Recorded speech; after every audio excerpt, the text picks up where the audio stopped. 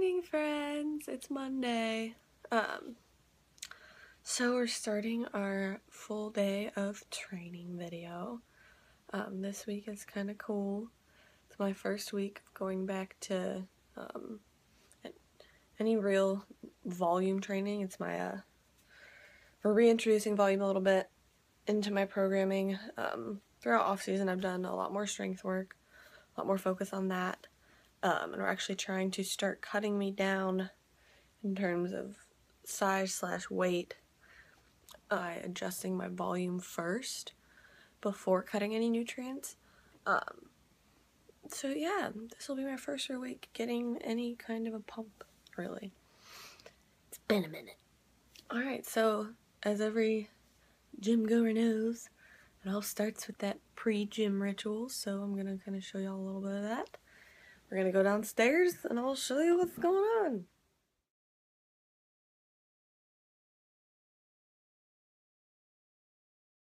Alright, so that little picture. Every morning, first thing I do is drink a nice glass of water. God, there's so much glare going on with these glasses. Yeah, and obviously coffee. I'm a dark roast person. My Koyos. Hey guys. These are some of my wonderful sponsors. I don't take pre-workout, or if I do, it's very rarely. Koyos is not a pre-workout. I used to be like, you know, I abused caffeine quite a bit. Koyos is a nootropic supplement, meaning that it helps with your mental clarity, your ability to focus, your energy, and try it out yourself. Yeah, that's what I take in the morning. Then I kind of I chill for about an hour, go upstairs, scroll through social, see what's going on in the world. Kind of let the coffee and the Koyos kick in, and then I'll be back. Alright, we're back in bed, yay! Alright, coffee is on deck, also devotional on deck. Jesus Calling by Sarah Young. It's a good way to get my focus and my centeredness going for the day. But I kind of wanted to explain something I realized I did not. You guys are probably wondering, why didn't she eat breakfast? Breakfast is the most important meal of the day, and she skipped it. Well, guys, I think I've mentioned this a couple times, maybe on the gram. Gosh, I sound so just deep in the morning. Anyway, I trained fasted. It has worked for me personally. I started toying with it back in October before my first show of the season, and I did it all throughout prep, and I've just done it ever since. I personally feel a few things a lot more focused during my actual lift. I don't drag as much, especially that early in the morning. I'm a little bit more focused.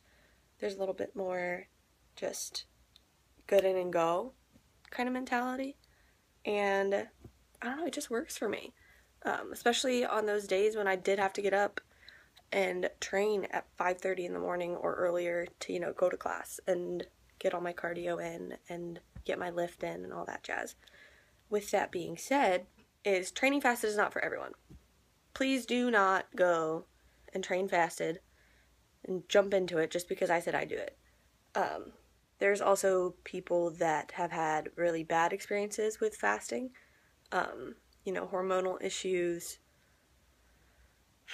What else? Oh, some people have had some really bad weight gain problems while training fasted. So yeah, just be careful if you do decide to try fasting. Please do some research on it first. But yeah, that's just what I do. I kind of figured that would be important to discuss because it's kind of uncommon. I do a lot of uncommon things. But yeah, so that's training fasted. Alright, I'm gonna finish my coffee, scroll, read, you know, the usual, and then I'll be back. Also, everyone say hi to my dog. Logan! Hi, baby. Look at that pretty face. Yeah, he likes to come hang. He likes to come cuddle in the morning. Alright, so I've decided I'm gonna have to split this up into two. The pre-gym routine / what's in my gym bag, and then the actual gym part. Like I've mentioned to you guys before, I squat and deadlift 4 days a week. I I used to do them both on the same day, so 4 days of squatting and deadlifting on the same day, but that's kind of separated now. So today is a deadlift day with some, with some shoulder accessory work, and then tomorrow is a squat day with some back accessory work. So I'm probably gonna combine the actual training videos into one, just so you guys can see, you know, a deadlift day, a squat day, how they're different, how they're similar, how the accessory work goes, just so it's a little bit more complete. And that's kind of, I've gotten a lot of questions about my split. I don't really have a typical bodybuilder split whatsoever. I do, let's see, sorry, I'm like coughing all this, but yeah, I don't really have a typical bodybuilder split. I really need, based on judges' comments, and I really need to bring up my shoulders and my back. I really need to bring up my shoulders and my back. So that's why we've been doing them so much, and that's actually, we can get into this a little bit more in a different video, but that's actually why Eric added Olympic lifts into my programming, was to help build up my shoulders and my back and help build the density in those. So that's why a lot of my accessory work, or pretty much all of my accessory work, is shoulder oriented, back oriented, or core oriented. Let me get this one thing straight. I get a lot of questions. Oh my God, what do you do for your ab routine? Okay, for one, I don't really train isolation abs, at least not for the point of aesthetics. I train my abdominals so that I can activate them when I'm doing bigger lifts, such as the squat, the deadlift, my Olympic lifts, so clean and jerk, snatch, etc. I train my core so that I can activate my core during those lifts, not for aesthetic purposes, because you need to be able to, in order to do large lifts, you need to be able to keep all of this situation tight. You need to be able to keep that contracted. You need to be able to load your core up before you do a lift. Not load your core up, but contract your core before you do a lift so that it stays tight during it. So that turned into a little bit of a rant that I didn't mean to do. But I don't train abdominals for aesthetic reasons. So I don't have an ab routine that will get you a shredded six-pack. And I do not have a hashtag booty builder plan. Just had to throw that out there for everyone, because apparently everyone has a booty builder plan. But yeah, so, because number one, I just realized I left my clothes in the dryer, in the washer, so they didn't dry. So now I gotta kill time before I leave. Good thing I'm on spring break. All right, so what's in my gym bag?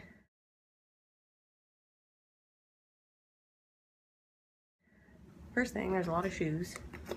Number one, these guys, or see, they make like a heart, because I heart them. Nike Romaleos, aka lifting shoes, lifters, etc., etc. I got these because I started getting into some more Olympic work. They help that significantly. If you're going to do any kind of Olympic work, one, you should have a coach that knows how to do it, and two, you need some kind of weightlifting shoes, because I literally hated these lifts before. They made them a lot better. They also helped, these shoes, with my squat depth significantly. Gotta get that ATG squat, but yeah, they helped a lot.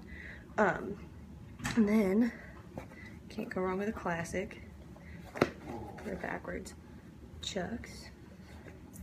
See that? Yeah, these ones are pretty old.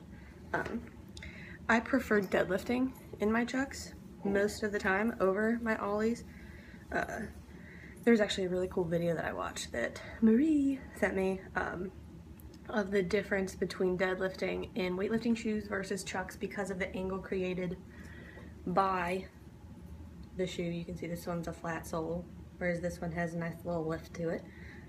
Find that video again and link it here so that you guys can watch that. It's really interesting. They break it down into some like actual trig, like body angles and all that cool stuff. So if you're nerdy like us, then go watch it.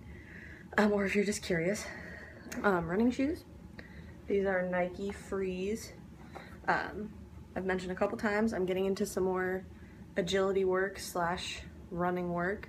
So I need shoes that I can run in. Today is an agility day where I will have to do some sort of agility work. Probably not going to film that just because it's a little bit, it would make for a really long video. I actually decided I'm going to try and combine today and tomorrow's lifting just because, so you guys get, you know, more lifting. So you'll get like a deadlift day and a squat. This is my belt. It was really cheap. At first I was gonna get, you know, like a real nice one, like spend like $100. That one was like $30.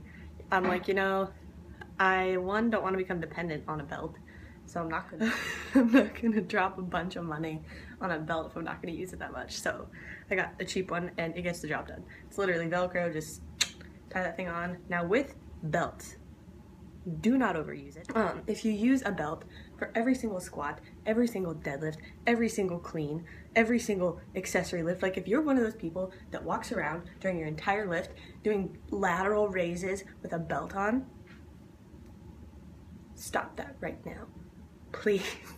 One, no, you need to learn to create intra-abdominal pressure with your body. Don't let the belt do the work for you, okay? I literally only use that belt approaching max weights or on really, really hard days, like the days or the weeks when I was squatting and deadlifting on the same day, 4 days a week. Towards some of my heavier stuff, I would throw on a belt just to, yeah, do not overuse a belt. Can't say that enough because too many people do. Then we've got some hook grip knee sleeves. I've gotten a lot of questions about these. I like these a lot. They're fun, they're nice. But yeah, hook grip knee sleeves. Foam roller.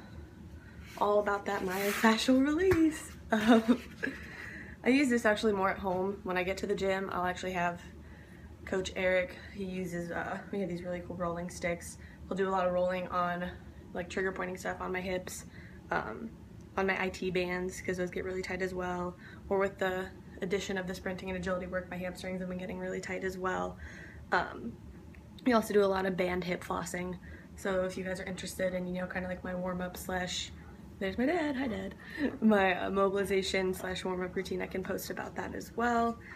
And then last but not least, programming, yay! This has like all my actual lifts on it. I like to kind of keep past lifts all kind of clumped in here together so that I can kind of look back and see the progression. I like to keep my lifts. Alright, so also have some water, obviously.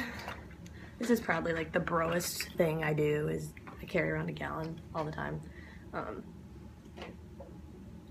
I just drink a lot of water. That's me, I drink about 2 gallons a day. I'll probably finish that by the time I'm done training because I get really, really thirsty. That's just me. But yeah, so that is what's in my gym bag. I always have gum in there as well, just because I am a compulsive gum chewer. It's a fact of life. But yeah, that's what's in my gym bag. I'm gonna go check the dryer to see if my clothes are done. And I'll be back with you guys soon.